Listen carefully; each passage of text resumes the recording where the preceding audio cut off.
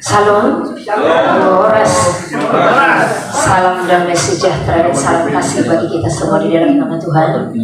Perkenalkan, nama saya Heni Situmorang, panggilannya Mama Rahim, usia 42 tahun. Kita tinggal di Lagu Boti, Kabupaten Toba. Jadi bukan Toba Samosir ya, karena itu sudah kabupaten yang terpisah. Kabupaten Toba, Sumatera Utara ya. Pasti kita semua tahu lah dengan yang namanya Danau Toba. Saya mengucap syukur dan terima kasih kepada Tuhan atas kasih anugerahnya diberikan kesempatan berdiri di tempat ini, dan saya juga berterima kasih buat keluarga Pak Birawa yang memberikan kesempatan pada hari ini, di mana ini bukan waktu yang kebetulan ya. Sebenarnya kita tidak ada jadwal karena kita ada 2 minggu dan ini sebenarnya mau pulang ke Sumatera. Dan hari ini adalah hari pernikahan adik saya di Medan. Tetapi saya lebih memilih untuk apa kata Tuhan.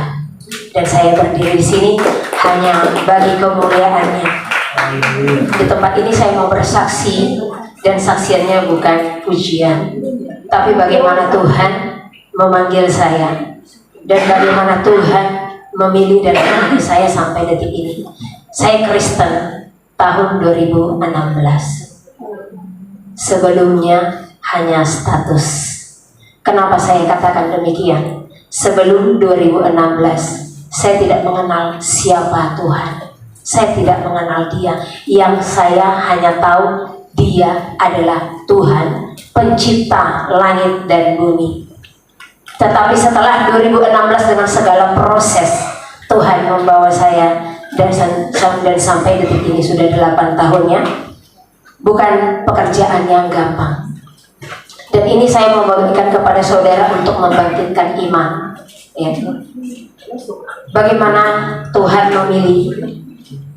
Saya seorang single parent. Kehidupan saya bukan kehidupan seperti ini dahulunya. Tetapi waktu Tuhan berfirman kepada saya melalui seorang hamba Tuhan, kamu harus mengambil keputusan akan hidup, sorga atau neraka. Saat itu pertanyaan saya, apa sorga dan neraka itu ada? Yang saya tahu sorga ada, karena manusia kebanyakan memilih yang nikmat-nikmat saja ya. Tapi saya tidak percaya neraka, karena saya tidak pernah melihat. Sorga saya tidak lihat, tapi karena itu kedengaran senang, saya percaya sorga ada. Tetapi yang namanya penyiksaan saya tidak percaya. Tetapi si hamba Tuhan mengatakan apa? Kalau neraka tidak ada, untuk apa kita berjuang hidup baik? Karena menjadi orang baik itu sangat susah. Berapa lama neraka itu, Bu? Selama-lamanya, nggak sementara. Kalau sementara, untuk apa juga kita hidup baik? Karena toh ada limit waktu daripada penghakiman. Karena pertanggungjawaban akan hidup adalah di masa penghakiman. Saat itu Heni Situmorang masih bandel-bandelnya. Saya berdiri di sini, saya bukan seorang gembala, saya bukan seorang pendeta, saya bukan seorang misionaris atau apapun. Saya jemaat Tuhan yang memberi hati sepenuhnya untuk mengikut Tuhan. Di saat saya mengenal pribadinya, di situ saya katakan saya seorang Kristen. Karena Kristen adalah pengikut Kristus. Kristus itu memiliki 5 pribadi yang harus kita pegang dalam hidup. Dia Maha Pengasih, Pengampun, rela berkorban, Dia taat, dan Dia melayani. Dan kalau kita sudah mengenal Tuhan, maka kita akan takut akan Tuhan. Saya dulu sangat takut akan kematian. Kematian bagi saya itu merupakan hal yang sangat menakutkan dalam hidup. Di saat saya melihat mayat, itu perasaan gundah gulana, takut, geram, bercampur aduk, karena saya pasti giliran saya. Karena tidak ada seorang pun yang tidak mati ya, kecuali Elia dan Henok ya. Belum ada lagi yang tercatat siapa nanti yang akan seperti mereka, kecuali kita yang akan dibawa di dalam pengangkatan. Di saat melihat kematian, saya selalu berkata, giliran saya. Kenapa saya takut? Karena saya tidak tahu tujuan saya hidup. Saya tidak pernah tahu kenapa Tuhan menciptakan saya di dalam dunia. Dan hari ini saya mau berbagi kepada saudara. Dan inilah awal dari pertobatan saya. Seorang gembala itu mengatakan, umur manusia di dunia 70 tahun, 80, 90 sudah hebat. Sementara dunia ini sudah berjalan puluhan ribu tahun. Jadi usia manusia hanya sebagian kecil. Saat itu saya ambil komitmen, Tuhan, umur saya saat ini 35 tahun. Untuk 70 tahun, 35 lagi, saya tidak mau masuk neraka. Walaupun hidup saya menderita selama 35 tahun ini atau lebih, saya memilih penderitaan asalkan saya masuk surga dan benar. Makanya jangan asal bicara. Ya, benar. Di saat saya memilih ikut Tuhan, apa yang terjadi? Bukan hanya dunia. Dunia dikatakan orang-orang yang tidak mengenal kebenaran. Bahkan yang mengenal kebenaran pun jadi lawan saya. Kekecewaan itu besar. Tetapi di sana Tuhan tetap memproses saya. Selama 8 tahun saya berjalan hanya bersama Tuhan, dipimpin oleh Roh dan diperintah oleh Roh. Saya ingat satu firman, setiap orang yang mau mengikut Tuhan harus sangkal diri, pikul salib setiap hari. Kenapa setiap hari? Kenapa tidak setiap minggu? Kenapa tidak setiap bulan? Karena tidak ada yang mengetahui hari kematiannya. Tidak ada yang mengetahui bila mana Tuhan akan datang. Oleh karena itu, setiap hari kita harus mempersiapkan hidup kita. Harus adanya pemberian, nggak ada yang kita bawa. Tuhan hanya mencari penyembah. Penyembah yang bagaimana? Yang menyembah Bapa di dalam roh dan kebenaran. Tuhan tidak mencari apapun yang saudara miliki. Tuhan tidak mencari orang ternama. Yang Tuhan cari hanya penyembah. Oleh karena itu, siapapun kita, jadikan hidup kita sebagai penyembah. Sangkal diri, pikul salib setiap hari. Amen. Tidak ada gunanya harta dunia. Seperti yang dilakukan Pak Fitri Huta Barat tadi. Beliau merupakan favorit saya dulu waktu masih latihan vokalnya. Tidak ada gunanya harta dunia kalau tidak ada kesetiaan. Kita harus berdiri, berkasutkan kerelaan. Tadi Pak Gembala bersaksi, ya, bagaimana beliau berdiri. Belum ada jemaat, hanya doa. Hanya doa. Tetapi luar biasanya, tanggung jawab besar Tuhan berikan kepada saya. Saya bukan seorang pendeta, tetapi bagaimana puluhan orang Tuhan hantarkan kepada saya yang harus saya bawa. Tetapi sampai detik ini Tuhan tetap pelihara. Karena apa? Dia Tuhan yang ajaib. Kami tinggal di satu tempat di daerah pedusunan. Saya sangat tertarik melayani kepedesaan. Kenapa? Karena banyak orang-orang kecil yang telah terabaikan. Banyak orang-orang kecil yang tidak dianggap. Karena itu di saat saya diakui, saya katakan, Tuhan, bukan nama yang saya cari, bukan kedudukan yang saya cari, hanya satu yang saya cari, perkenanan-Mu. Izinkan saya masuk kepada mereka. Ternyata mereka memiliki hati yang terluka. Banyak mereka yang tidak memahami akan kebenaran. Karena itu saya memilih ke pelosok-pelosok.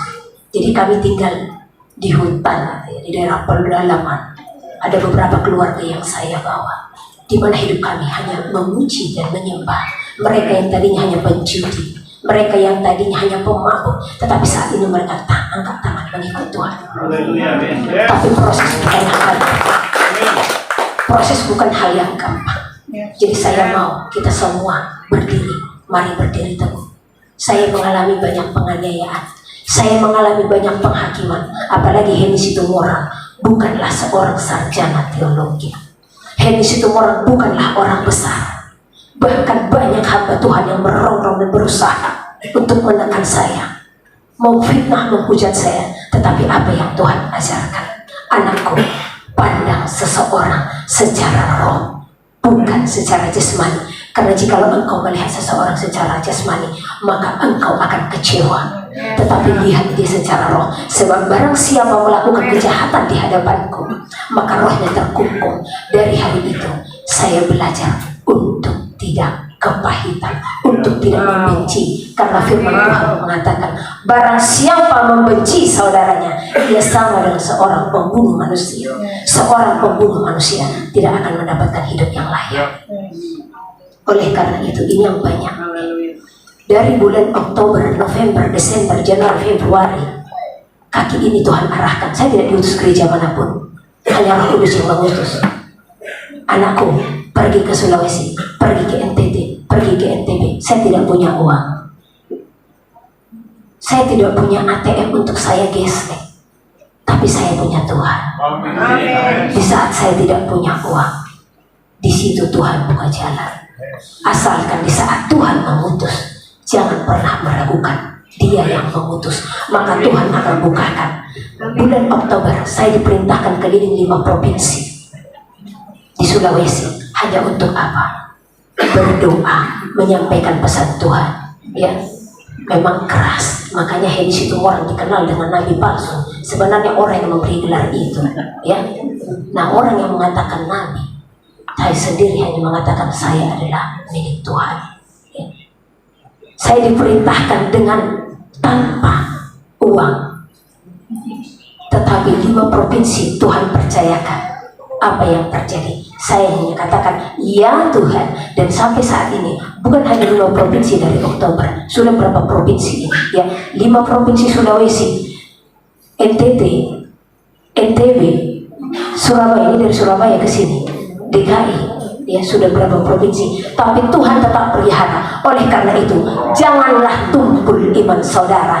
Dia Tuhan yang punya sorga, Dia punya yang Tuhan yang punya langit. Apa yang Tuhan tidak bukakan, asalkan kita tidak boleh hanya katakan Tuhan kita dahsyat, Tuhan kita hebat. Kadang kita terlalu gampang mengatakan itu tanpa melihat siapa. Dia akan membukakan jalan bagi setiap orang yang melakukan kehendak Bapa. Sebab tidak semua orang yang berseru Tuhan, Tuhan, Tuhan yang akan masuk ke dalam kerajaan surga, tetapi mereka yang melakukan kehendak Bapa. Jikalau engkau mengatakan engkau sudah mengenal Tuhan, maka engkau sudah akan takut akan Tuhan. Karena setitik noda akan menghalangi kita, akan mengotori jubah kita untuk masuk ke dalam kerajaan surga. Dosa marah saja akan menghalangi kita untuk masuk ke dalam kerajaan. Saya berjuang untuk hal ini. Saya berdiri teguh sampai hari ini. Penganiayaan, penderitaan, bahkan secara fisik, walau Hedi Situmorang yang kecil ini ya, dari daerah kecil di tanah Batak sana Tuhan pakai ya, tapi saya tetap kuat. Ini saya habis di babak belur ini. Rambut saya sampai ini botak segini ya, hanya oleh karena kebenaran saya dipukuli. Hanya oleh karena kebenaran saya ditendang, hanya oleh karena kebenaran saya diusir. Bahkan luar biasanya, saya pergi ke satu tempat ke Bintang, anakku pergi ke Bintang. Seperti biasa Tuhan tidak akan tunjukkan di mana, ya. Dan siapa yang saya temukan, tetapi pada akhirnya Tuhan akan hantar-hantarkan orang-orang yang dikasihinya. Pergi ke Bintang, pergi ke satu gereja besar. Jam 10 malam saya sampai. Saya pergi ke gereja besar. Saya hanya numpang tidur. Tetapi apa? Saya ditanya, mana surat pengutusan? Saya kasih Matius 28. Kebanyakan orang hanya mencari selebatan, tetapi apa? Bukan ini yang saya minta, Pak. Apa yang Bapak minta? Ya surat pengutusan. Karena kita harus ada janji dan harus dari organisasi yang jelas. Oke, saya dari Tuhan, Pak. Ini surat pengutusan saya langsung dari Tuhan. Apakah surat yang dibuat oleh manusia lebih besar dari apa yang Tuhan buat? Hanya menumpang tidur saja saya tidak diizinkan. Sampai jam 1 malam tetap dia katakan, dia meragukan, sampai saya katakan acak-acak koper saya. Karena saat itu Tuhan hanya memerintahkan saya pergi ke tanah itu, sampaikan kepada seluruh umatku di tempat itu. Sebab satu nubuatan akan terjadi atas tanah itu, banjir. Dan memang benar terjadi. Ya, saya bilang sama Bapak itu, Pak, Tuhan hanya utus saya datang ke tempat ini berdoa atas wilayah ini, tidak lebih daripada itu. Sampai jam 1, dari jam 10 saya tidak diizinkan tidur. Saya katakan, saya tidak meminta sprinter untuk saya tidur, karena saya sudah dilatih Tuhan untuk martir. Saya dilatih Tuhan untuk tidur dimanapun, untuk tidak makan apapun semenjak saya ikut Tuhan. Tapi tetap saya tidak dikasih. Akhirnya saya katakan, baiklah Pak, sebenarnya walau saya kecil dipandang dunia, Tuhan memperlengkapi saya untuk menginap di penginapan. Tetapi saya lebih memilih mencari gereja yang katanya rumah Tuhan, yang katanya mengajarkan kasih. Saya memilih ke tempat ini. Hanya tidur di kursi gereja, saya tidak diizinkan, saudara. Akhirnya apa yang saya katakan? Pak, kalau detik ini saya pergi ke masjid, mereka akan terbuka lebar tangannya, hatinya menerima saya untuk tidur di sana. Di mana kita yang mengajarkan kasih, di mana kita yang mengajarkan pengorbanan, ketulusan hati, sangkal diri pikul saya. Semenjak saya ikut Tuhan, saya melihat ini semua, kacamata ini dibuka. Makanya saya lebih memilih tetap menjadi Heni yang hanya jemaat, karena saya takut akan Tuhan. Saya mengenal Dia karena seorang yang katanya mengenal Tuhan akan memahami dan mengerti pribadi Tuhan. Dia kudus. Tidak ada seorang pun yang tidak kudus yang akan berjumpa dengan Bapa di surga. Oleh karena itu berdoa. Apa yang kau miliki tidak bisa menyogok Tuhan. Di Lombok saya sampaikan di satu gereja, mau kamu punya Alphard, mau kamu punya hotel, mau kamu punya perusahaan, di saat penghakiman tiba, sekecil apapun kesalahan, itu tidak akan bisa kau sogok Tuhan itu dengan apapun yang kau miliki. Tidak bisa. Dosa mencuri 5.000 dan mencuri 5 miliar di dalam dunia akan dipisahkan. Ya, itu bisa, ya sudahlah, yang mencuri 5.000 nggak apa-apa, jangan mencuri lagi ya, 5 miliar dipenjarakan. Tetapi di dalam Tuhan, dosa mencuri 5.000 dengan mencuri 5 miliar sama. Oleh karena itu, pahami arti kekudusan. Itulah yang Tuhan ajarkan kepada saya. Saya tidak katakan saya orang kudus, tapi saya berjuang untuk menjadi kudus di hadapannya, berkenan di hadapannya di saat hari kedatangannya, supaya di saat Dia datang atau di saat waktunya tiba dalam hidupku, karena saya tidak takut mati, karena hidup bagiku adalah Kristus dan mati adalah keuntungan. Kenapa Paulus mengatakan demikian? Di saat dia ada di dalam dunia, mati kedagingannya, karena sedang kita adalah manusia roh yang memakai daging. Kita ada di dalam dunia ini untuk ditesting, diuji kelayakannya. Tuhan bukan iseng menciptakan dunia. Tuhan menciptakan manusia itu, menciptakan dunia ini. Dunia ini sebagai penjaranya si setan ada di sini. Malaikat yang memberontak dari surga ada di dalam bumi, yang pada akhirnya akan dimasukkan ke dalam api neraka. Tetapi kenapa dia masih ada saat ini? Di saat memberontak ini, memberontak sepertiga malaikat surga itu memberontak, Tuhan melihat surga sepi, dan Tuhan mau surga itu terisi kembali dengan apa? Menciptakan manusia. Kenapa di bumi ini? Kenapa tidak langsung di surga? Tuhan tidak mau adanya lagi pemberontakan. Oleh karena itu, manusia di bumi diperhadapkan dengan sepertiga para malaikat di surga. Untuk apa? Diuji kelayakannya. Oleh karena itu, jangan sia-siakan waktu yang ada. Ini hanya area pertandingan, arena pertandingan kita. Masa depan kita bukan bumi, masa depan kita adalah surga. Itulah tujuan kita. Walau kita harus menderita di dalam bumi, walau kita harus menjadi keset kaki, saya tidak peduli. Tadi ada yang bilang sama saya melayani seorang pejabat tadi malam. Oh, luar biasa ya, karena pada akhirnya saya harus menemukannya di akhir zaman. Benih-benih yang jatuh di semak duri itu kekristenan. Itu yang banyak terjadi di lapangan. Perumpamaan tentang orang kaya, di mana dia katakan, Tuhan bagaimana supaya aku dapat hidup layak?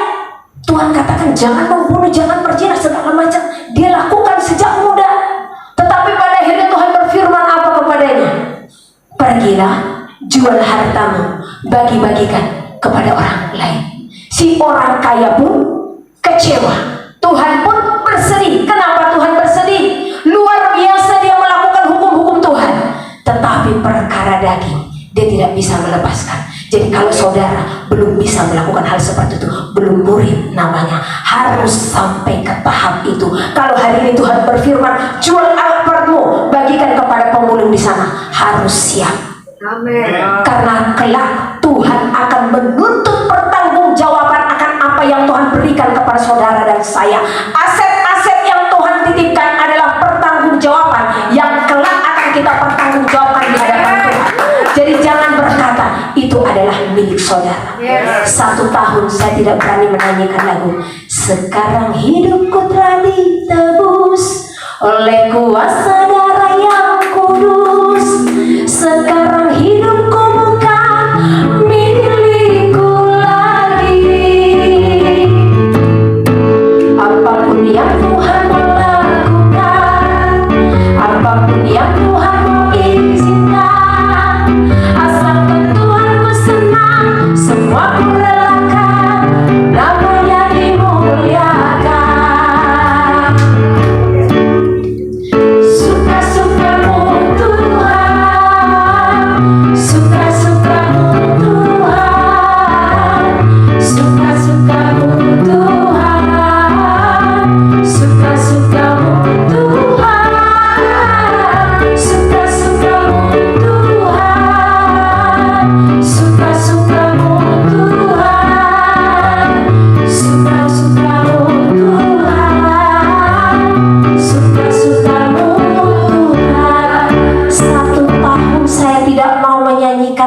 itu, karena saya belum siap untuk apa suka-sukanya Tuhan dalam hidupku. Karena banyak orang menyanyikan itu, apalagi di Batak kalau pesta ya, kayak seperti ini adik saya lagi pesta, oh rasa luar biasa berjoget-joget, inang-inang ngomong-ngomong Batak ya. Dan ini biasanya lagu favorit itu, tanpa mereka sadari maknanya sangat dalam. Yes. Ya. Amin. Di saat kita mengatakan itu, maka kita harus rela suka-sukanya Tuhan. Amin. Amin. Di saat kita katakan hidup kita adalah milik Tuhan, maka kita harus siap. Harada udidahaka innahala hasana. Berikanlah segenap hidupmu hanya kepada Tuhan. Hikaradahana ala hasana udidahana hasana. Kikis segala apa yang menjadi batu karang di dalam hatimu. Taruh keinahan ala hasana. Berseru-seru hanya di dalam Tuhan. Segala udidahana ala hasana. Jikalau hari ini engkau mendengarkan suara Tuhan, hari udidahana ala hasana. Jangan keraskan hatimu. Amin. Hosana, hosana, hosana. Kemuliaan, kemuliaan, kemuliaan. Hira'aka hira'al hasana. Dia adalah Tuhan yang maha kudus, yang maha kuasa. Hodinahal hasada'u. Kuduslah. Hinahaka inahal hasada'u. Ninahal hasana.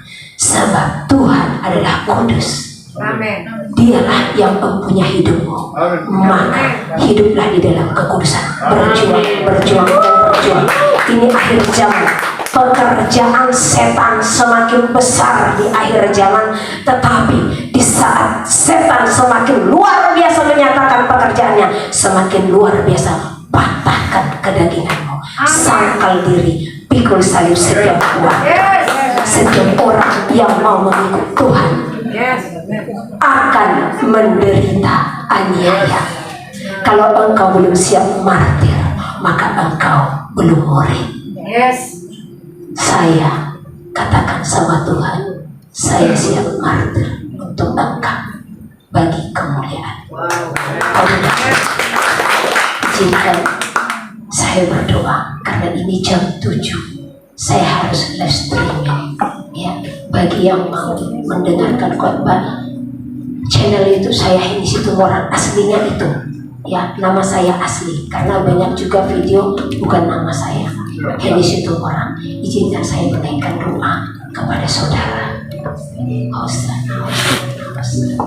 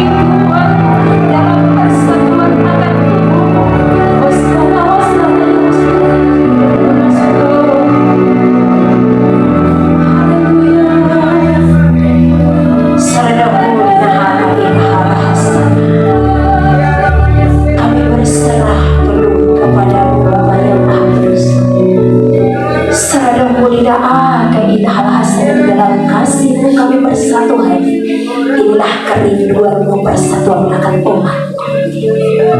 Sedang akan hal-hal sedang mulihin hal-hal di dalam keteguhan hati kami berdiri Tuhan.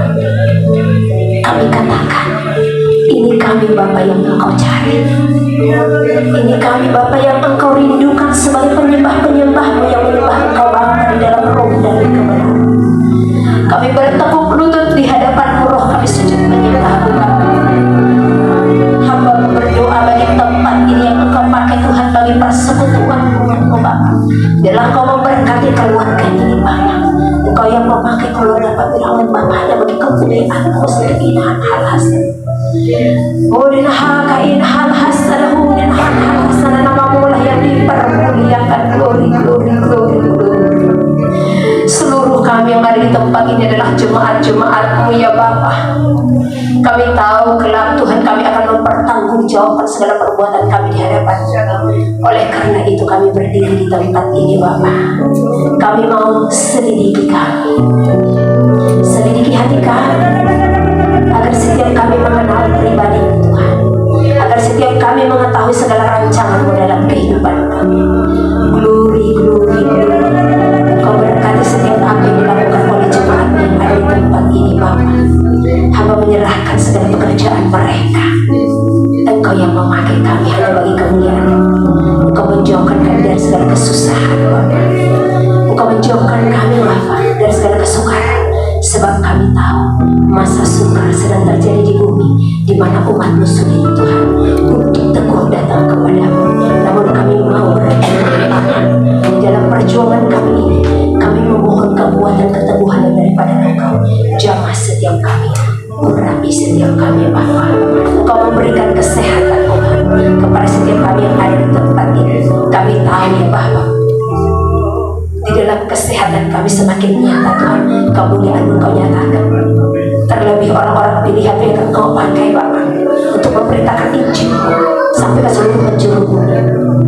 Engkau perlengkapi dengan perlengkapan persenjataan surga di dalam berkasutkan kerelaan ya Bapa. Kami tetap berdiri. Terima kasih. Biarlah Tuhan tempat ini hanya bagi kemuliaan. Engkau datangkan jiwa-jiwa ke tempat ini merasakan urapan yang daripada surga, merasakan jamahan yang daripada surga. Memperrohkan hadirat yang di tempat ini sehingga keluar masuk orang dari tempat ini ya Bapa, dari tempat ini semuanya dipenuhi kemuliaan. Terima kasih Bapa buat cinta kasih, buat perkenanan-Mu, buat pertolongan-Mu dan